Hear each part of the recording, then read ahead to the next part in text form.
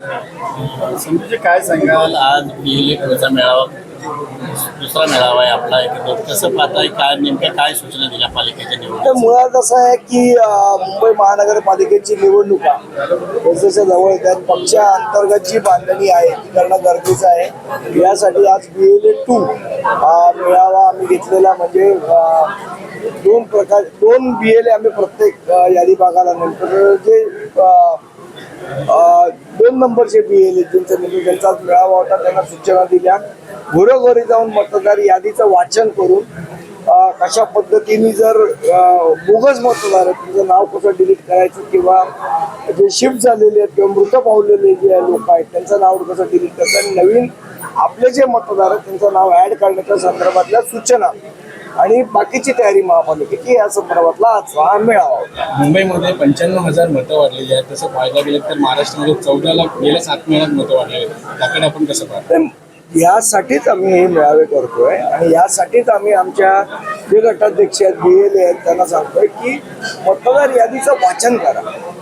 वाचन केल्यानंतरच आपल्या लक्षात येईल की ह्याच्यात ऍड कोण झालेला आहे, तो इथला आहे का कुठला बिहारचा ऍड केलाय का अजून कुठला ऍड केलाय गुजरातचा ऍड केलाय. मला असं वाटतं जेव्हा हे आता वाचनाची सुरुवात होईल त्यावेळेला या गोष्टी आपल्या समोर येतीलच.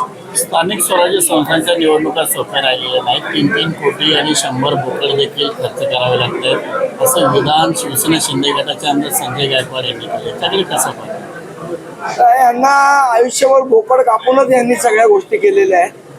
आम्ही राजसाहेबांचे विचार घेऊन पुढे जाऊ. आमच्याबरोबर प्रबोधनकार ठाकरेंचे विचार आहेत, बाळासाहेबांचे विचार आहेत, ते घेऊन आम्ही पुढे जाऊ.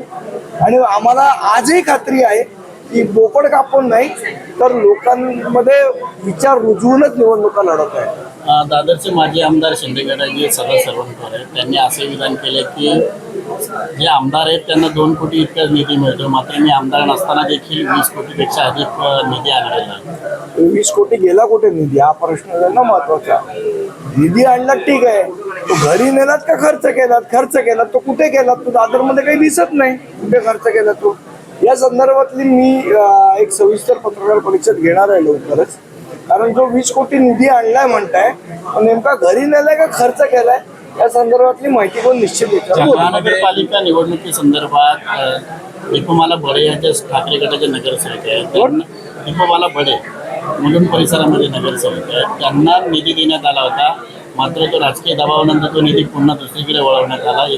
त्यानंतर शिंदे गटात प्रवेश केलेले पेडणेकर असतील, राजू पडले यांना मात्र भरघोस निधी दिला. याकडे कसं पाहतो? मला वाटतं नगर विकास खातं जे शिंदे साहेबांकडे आहे त्यांनी शपथ घेतलेली आहे. जेव्हा त्यांना मंत्री केलं त्यावेळेला मी कुठलाही भेदभाव किंवा काय अशी ती शपथ मंत्र्यांना देतात ती घेतली आहे.